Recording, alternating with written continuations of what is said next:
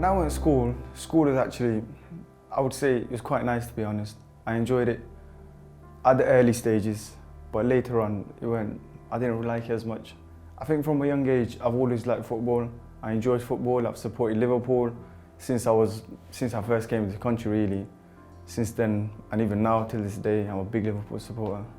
From a young age, I was getting into fights and stuff like that, and I never really had anyone that I thought that I could rely on. So, especially from my school anyway, so I started associating with older people from my own culture as well. And around them, obviously, all of my family, they're absolutely beautiful people, every single one of them. It's like, because there's so many of us, it was hard to concentrate on just me, and I felt bored at times, and I felt like I needed something.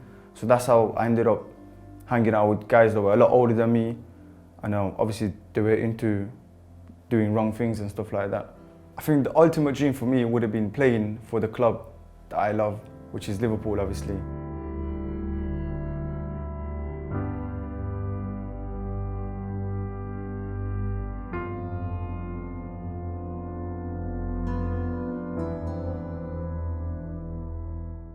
At the moment, I'm in prison. I've done 4 years in jail, and I've got another 15 years to go.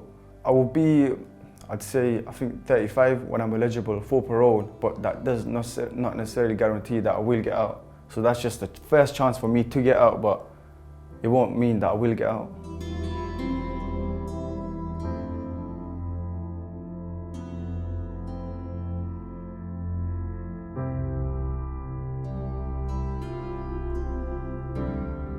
I went out with a knife, but not trying to attack people. I just went out there feeling that I need to protect myself.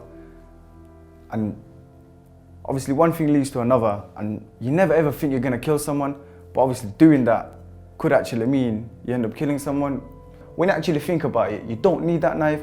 A lot of the times, I used to think I'm protecting myself, but what am I protecting myself from? That night, if I never took a life, it would have been a fist fight at most, and I would have got what? A bruised eye, or he would have got a bruised eye or a bruised face. There's nothing, obviously it's not nice having a fight, but it's better than ending up in jail with a life sentence or killing somebody. And you know what it is, it's not even just about me, it's about the person that lost his life as well. What about his family? The person that died, that was his mom's only child, and that child is not there anymore. He's gone, the mom doesn't have a child anymore. So obviously it's about them as well. And it's not nice because having to live with the feeling that I've taken a life, trust me, it's not nice, especially when you're in your cell, on your own, all night, and you got nothing else to do. You're gonna be thinking about these things and they come to haunt you. The knife is literally from the kitchen. I just picked it up from the kitchen drawer and took it out with me.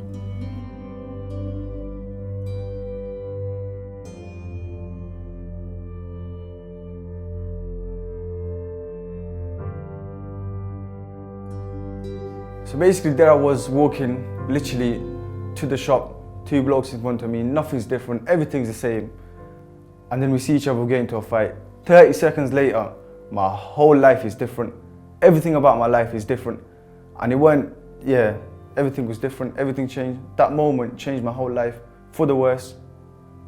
Obviously after it happened, I was in a state of shock really. I didn't know what to do. I was thinking, what have I done? And I was a bit lost. I didn't want to turn to my family because I thought, what would they say? And at the same time, I didn't want to go to jail. So obviously, I was literally lost.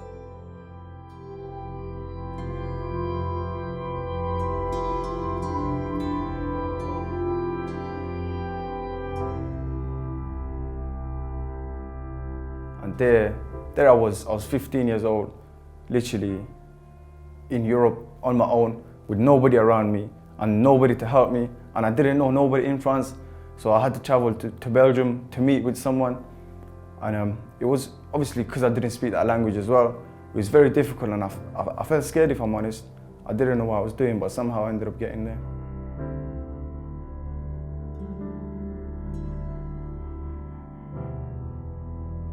I was banged up basically for 23 hours a day. I was out for 1 hour a day, and sometimes when I get into trouble, I would have no TV, and I'd be banged up for 23 hours a day with no TV, just looking at the ceilings literally. There's nothing to do. You're basically stuck in a place where you can't go nowhere and you can't do nothing. I've been in jail 4 years, and since I've been in jail, I've had a little sister, I've had a niece and a nephew, and it's so crazy because although it's been quite a while since they were born, I've only seen my baby sister probably 3 or 4 times, literally, and she probably doesn't know who I am. It's sad really, because they're gonna grow up probably not knowing me, although they're gonna come see me and that. It's not the same as growing up with someone.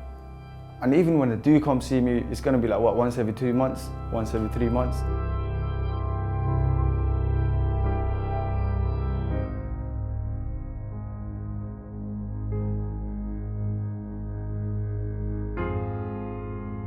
As a kid, I've always prioritized my friends over my family. So if my friends told me to do something, I'd go with them. And then if my parents told me not to do it, I wouldn't listen to them thinking, you know what, I know better than them. And it's so crazy because I've been in jail and I've had a lot of time to think. I've realized that it's actually the friends that are dragging you in the wrong direction. We always think that, oh, our parents are wrong, they're telling us this, they're telling us that. Why they're telling us this? We know better than them. But it's actually the opposite. They're older, they know life, and we don't. And a lot of the times we make the mistake of thinking we know better than them.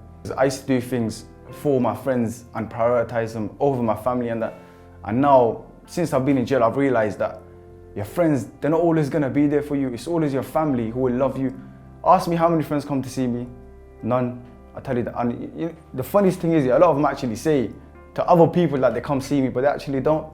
They're only saying that to like show off later. Yeah, I go see me in jail, this is that. They don't come to see me. The only people that come to see me is my family.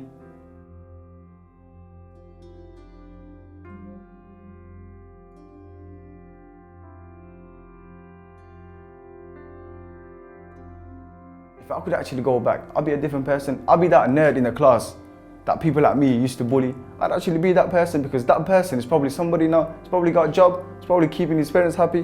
What can I do from jail? I can't have a job. I can't make my family happy. I can't make my siblings happy. There's nothing I could do because I'm in jail. So if I could go back, I'd actually be a good person. I'd stick to my education, do what my parents tell me to do.